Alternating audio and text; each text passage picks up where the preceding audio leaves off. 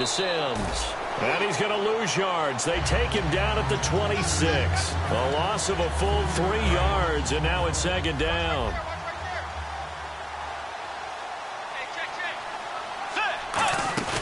Play fake. Bridgewater. That's complete. It's Gordon. And he goes out of bounds across the 40-yard line. Let's make this one simple. What a catch, especially the finishing part of getting his feet in bounds, toe tapping, and, of course, foot dragging. A little tapestry, if you will. Oh, I like it. First down and 10 now for the offensive group. Now they run with Sims. And he takes this up right near the 45-yard line. Call it a gain of 4 on first, and that'll make it second down. Not a run that you're going to write home about, but still a good first down run. That's what an offense calls staying on schedule. 3 to 4 yards on first down, you're set up very well for the rest of the drive.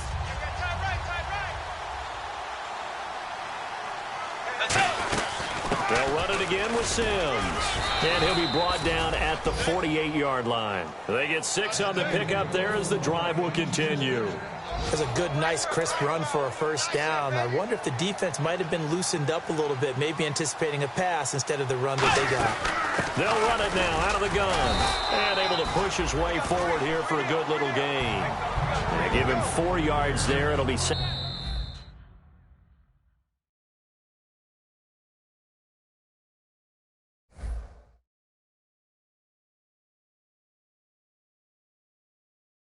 Second and 6. Back now with Charles Davis. I'm Brandon Gaudens.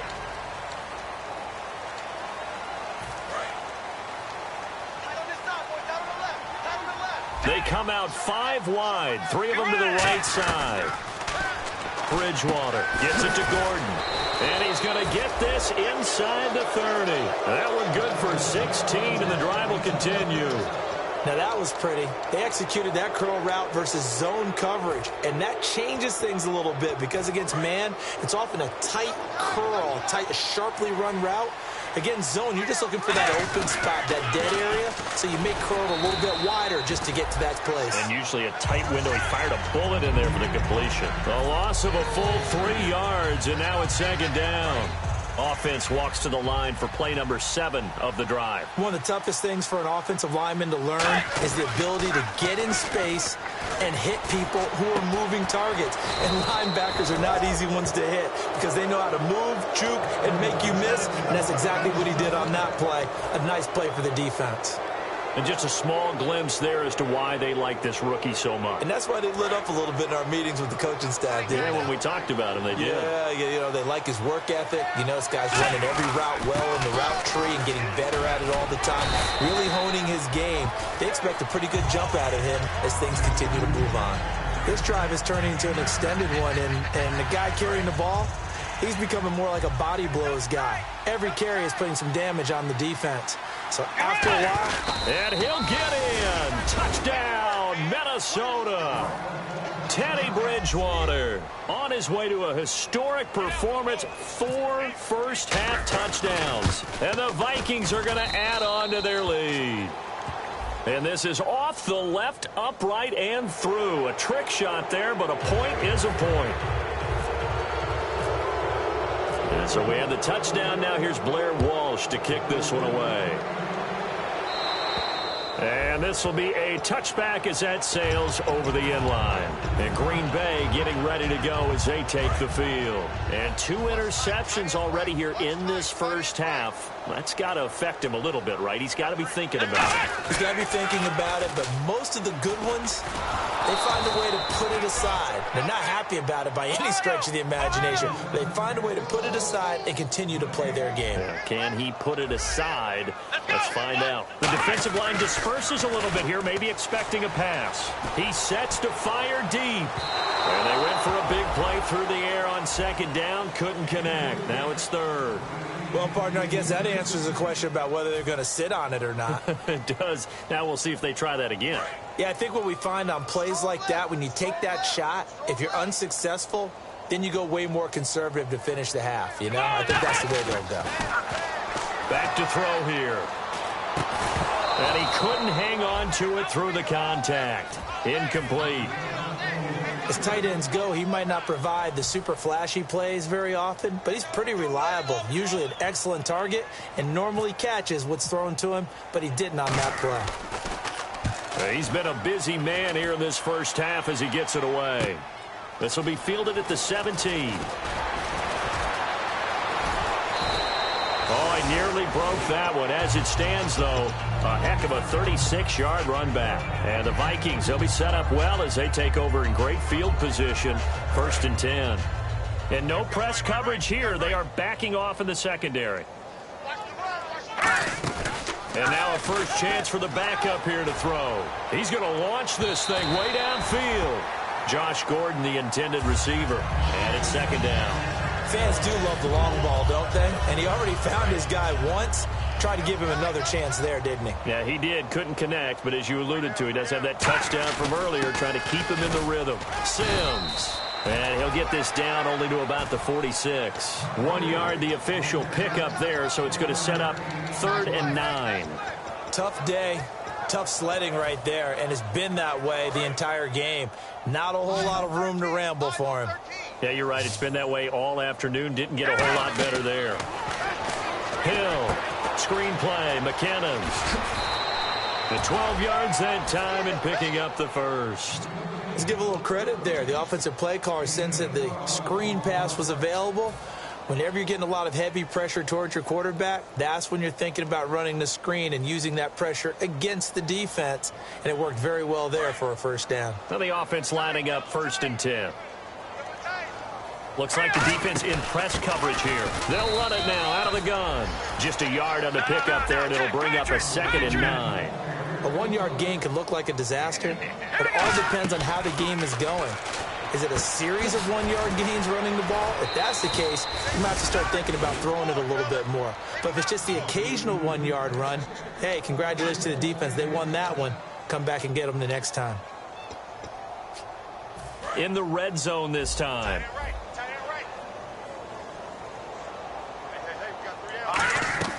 Here's Hill. And the grab made by the tight end Pruitt.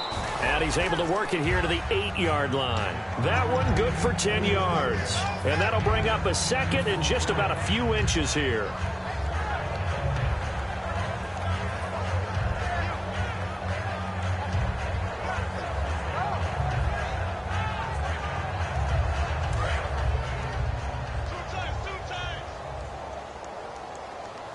They come out here in the eye. Now Sims. And he is met at the line of scrimmage, and he goes down right there. No gain on the play, and now they're faced with a 3rd and 1. They were stopped on that play. We saw plenty of carries all afternoon. Every now and then the defense is going to win one, but I don't think they'll shy away from handing it to them the rest of the game. This will be play number 7 on the drive. 3rd and a yard. He'll look to throw. And finding Pruitt. And he will score. Touchdown, Vikings. Michael Pruitt, his 5th touchdown now on the year. And this Viking offense is running away with this one. And he's been a busy man, 5 for 5 now as he knocks another one through to extend the lead.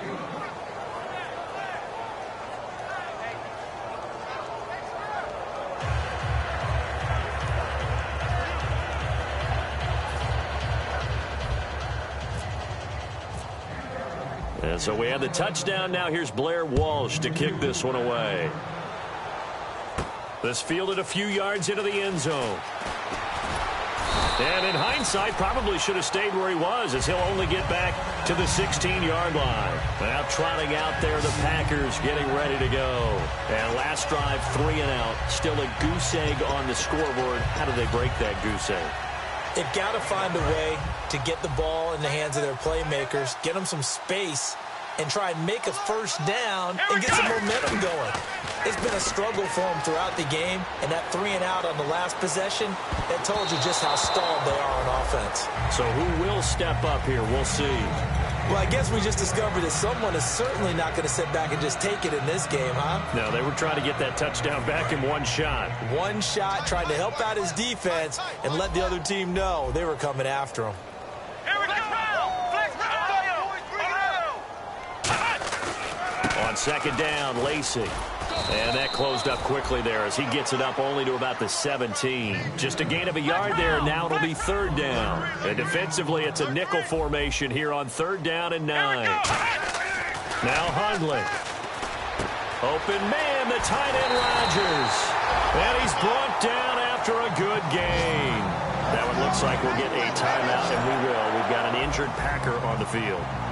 Not something you want to see in Week 16 or any week, really. We'll be right back. They go play action here. And no escaping this time as he'll go down. They got him for a sack. Quan Alexander from that outside linebacker spot. He's able to get in there for a loss of 9.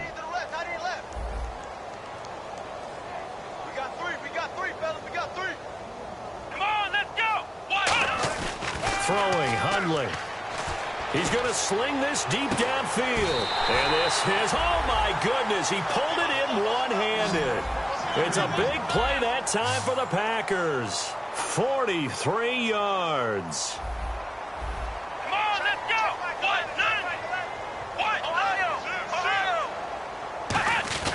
Now a play fake here on first down. He's got time. Going to throw deep for the end zone.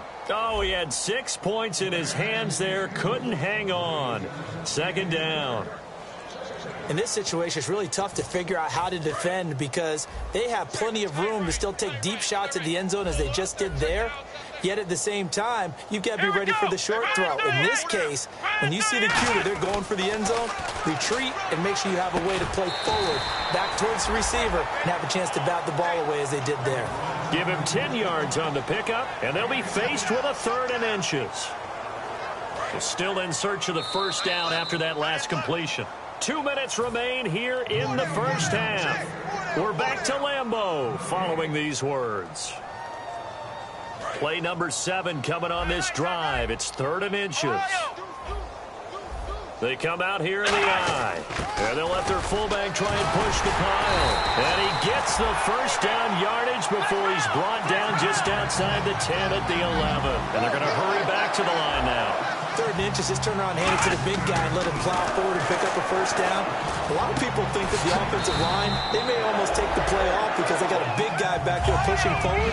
I think it actually works in reverse. I think they block harder because they love seeing that guy get the ball because he doesn't touch it very often. Lacey trying to run inside, but nothing there. And they'll lose a yard that time, and that's going to lead to a 3rd down. Partner, we're into the second quarter, and I guess you can kind of look at it both ways. The offense, they've got to figure out what they're going to do because they haven't scored any points. But if you're the defense, you're feeling great about what you've got going on. The only concern you have, if you get to the half, what adjustments will the offense make to try to defeat you? They'll run here. This is James Starks. And they'll get him down here at about the 5-yard line. Just a gain of 2 there, and it's going to bring up a 4th down. And now the Vikings are going to stop it here on defense with a timeout. It's just their first, so they'll have 2 remaining here before we get to halftime.